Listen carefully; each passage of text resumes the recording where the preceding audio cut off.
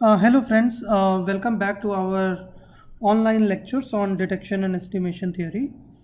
And in this lecture, we are going to look at the generalized likelihood ratio test for the composite hypothesis testing problem. So as we were discussing in the earlier lectures, we were talking about the uh, composite hypothesis testing.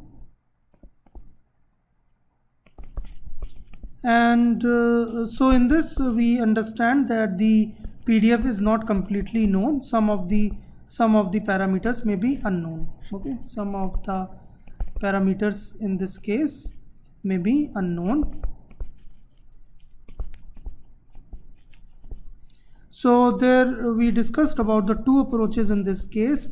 The first one we talked about was the Bayesian approach. In this we assumed some prior or some probability distribution for the unknown parameters. Okay, so prior for unknown parameters, so this was known to us, and then using the integration we could figure out the likelihood functions. In this particular lecture we are going to look at another method or another approach for the composite hypothesis testing problems, and that is called as generalized likelihood ratio test, which in short we write it as GLRT. All right, so what we do in generalized likelihood ratio test, what do we do in this? See, we have this likelihood ratio which is given by the likelihood of x given hypothesis h1 divided by the probability of x given hypothesis h0. In this particular case, when some of the parameters are unknown, we can, rather than getting the likelihood directly, we can write likelihood of x given the parameters, let's say theta naught, under hypothesis h0, and we also know the probability of x given the theta 1 parameters, unknown parameters, and hypothesis h1. So what do we do is that we, first of all, what we do is we estimate these theta naught and theta 1.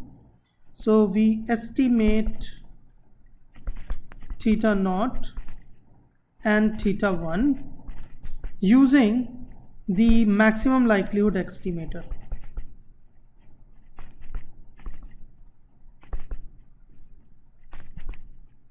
So this estimator we have read in our earlier part of this course, which is the estimation theory. So we use this ML, maximum likelihood estimator, to figure out these unknown parameters theta naught and theta 1, and then so these estimate parameters are theta naught hat and theta 1 hat. We replace here with the theta naught hat and theta 1 hat. So this is now known to us, and then we take the likelihood. So in our generalized likelihood ratio test, which we write it as LG of x is equal to the probability of x given under the assumption of theta 1 hat given hypothesis h1 divided by probability of x under hypothesis theta naught 0 hat. This is the estimated value of the parameters under hypothesis h0, and then it is greater than lambda, we call it to be h1 as the hypothesis. So this is what we do in the generalized likelihood ratio test. What we do is we first obtain the estimate of these parameters.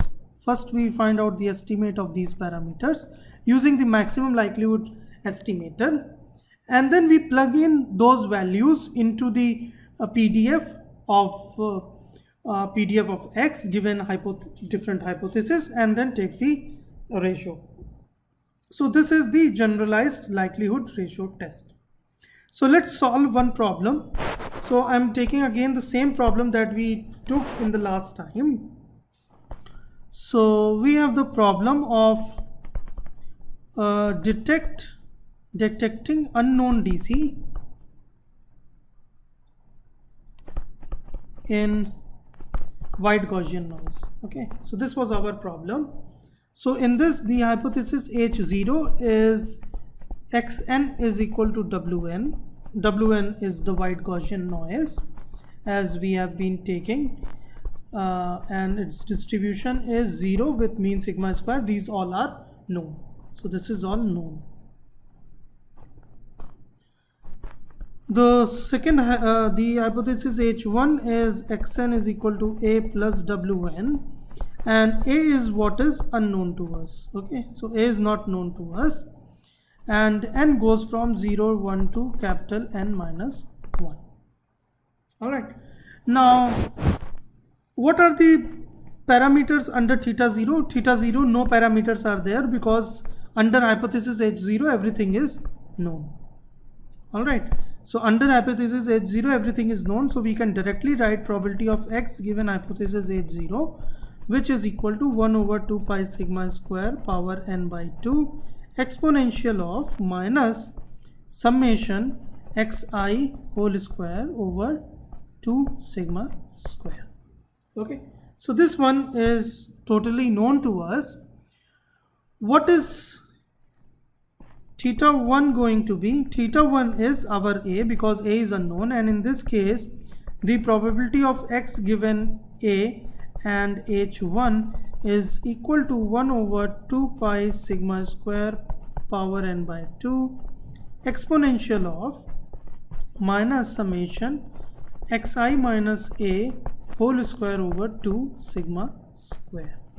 Alright, now here we know that our A is unknown, so here is unknown parameter. So how do we get an estimate of A? We need, so here I can write, we need estimate of A,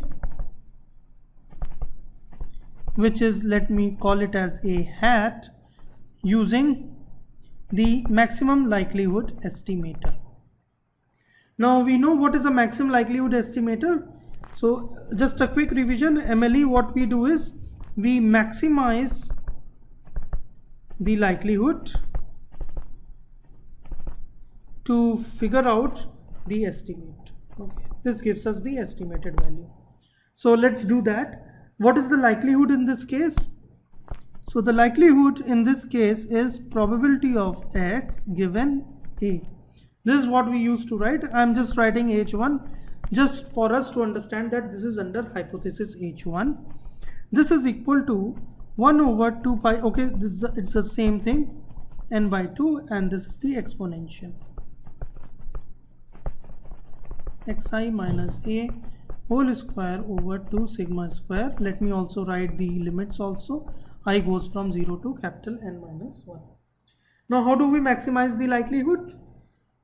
So one way is you directly take the derivative of this with respect to A and equate it to 0. So you take this, equate it to 0, or what you can also do is you take the log likelihood. You take the log likelihood, which is this ln of probability of X given this, and then you take the derivative with respect to A, equate it to 0. These both are the equivalent things. So let me do the second part.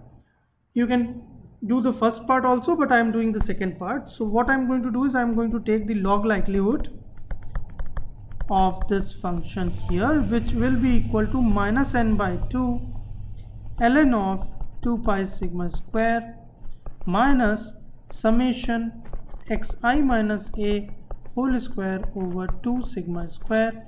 I goes from 0 to capital N minus 1. Now let me take the derivative of this with respect to A. So this becomes, so the first part goes to 0. The second part, if you see, it will become twice O summation xi minus A, and then minus will become plus divided by 2 sigma square. 2 is going to cancel, and then what we have to do is we have to equate it to 0, and you can see that, so this becomes now A hat, and A hat you can see is the mean of the samples. This we have seen many times in our estimation theory framework. All right, so we have got the A hat, the ML estimate of A, and now what we are going to do is we are going to plug this value into this likelihood function and then use the likelihood ratio test. So our overall probability of X given A hat under hypothesis H1 will become 1 over 2 pi sigma square power n by 2 exponential of minus summation. So let me write it as X tilt here. So this will become Xi minus X tilt whole square, I goes from 0 to capital N minus 1 divided by 2 sigma square. So this is my likelihood under hypothesis H1, and we know the likelihood under hypothesis H0, which is equal to 1 over 2 pi sigma square power n by 2 exponential of minus summation xi whole square over 2 sigma square. Now what I'm going to do is I have to take the likelihood ratio LG, I'm writing the generalized likelihood ratio test. This I'm going to divide it here and I'm going to equate it greater than lambda.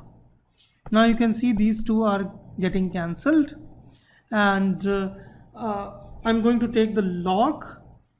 Alright, so what I'm going to get is this part 1 over 2 sigma square summation xi square minus summation xi minus x tilt square is greater than log of lambda. Alright, now let me open this bracket here. So let me open this bracket. So 1 over 2 sigma square, I can take it to the other side, so I'm not going to bother myself about this.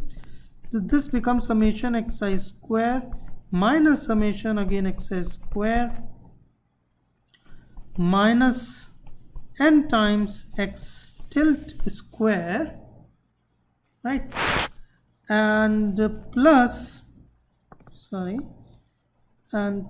it will become twice of summation twice of x tilt summation xi. Alright, this is greater than 2 sigma square log of lambda. These two things you can see to be getting cancelled. Now what I can write this as summation of xi, I can write it as n times x tilt. Alright, so this will become twice of n times x tilt square minus n times of x tilt square will become n times x tilt of square is greater than 2 sigma square of ln lambda, and I can take it to the other side because it is a constant here. So this becomes x tilt square is greater than 2 sigma square over n times log of lambda, and this is going to be my test statistics. My Tx is equal to 1 over n summation xi whole square is greater than, let me call it as lambda dash here. And you can see this is the same form as we got from the Bayesian detector, and it simply says that if your average value is so I can also write this as if mod of x tilt, if it is greater than some under root of lambda dash, then I choose hypothesis H1 to be correct. If it is less than lambda dash, I choose hypothesis 0 to be correct.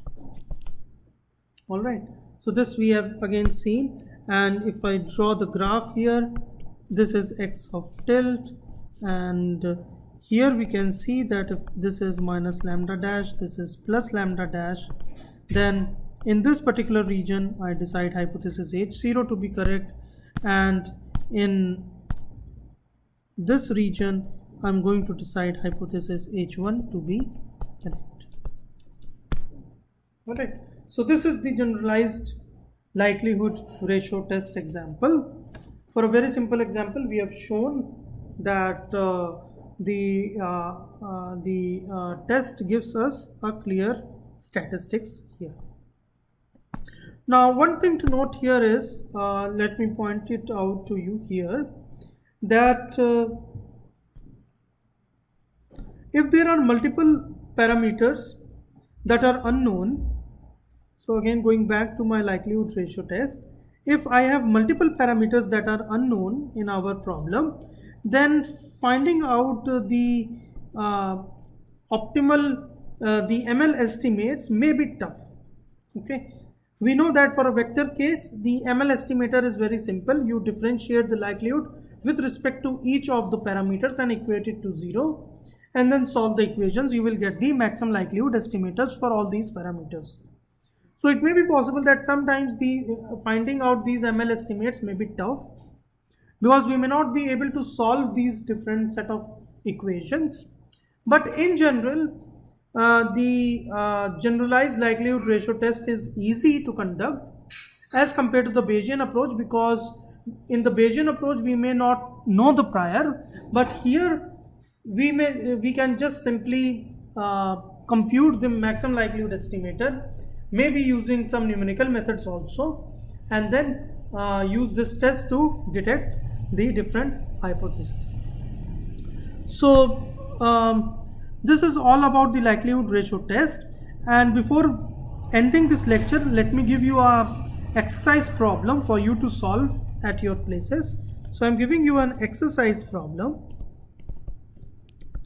so you can solve it and you can mail me the solution. Okay, so the problem goes like this. Under hypothesis H0, I have xn is equal to wn, and under hypothesis H1 I am going to take the same thing, xn is equal to a plus wn. I am going to detect a DC in a wide Gaussian noise. The wn is again a wide Gaussian noise with mean 0, variance sigma square. Now sigma square is unknown. This is unknown to us, and a is also unknown to us. Okay, so we have two unknowns in this. So one is sigma square, the other one is a. N is going from 0, 1 to capital N minus 1. Now the question to you is, find the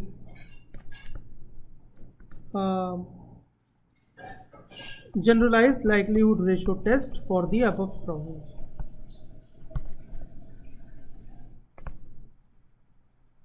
So you can solve this problem, and you can send me the solutions using you can send it over email to me. Okay, so I stop here. Thank you very much.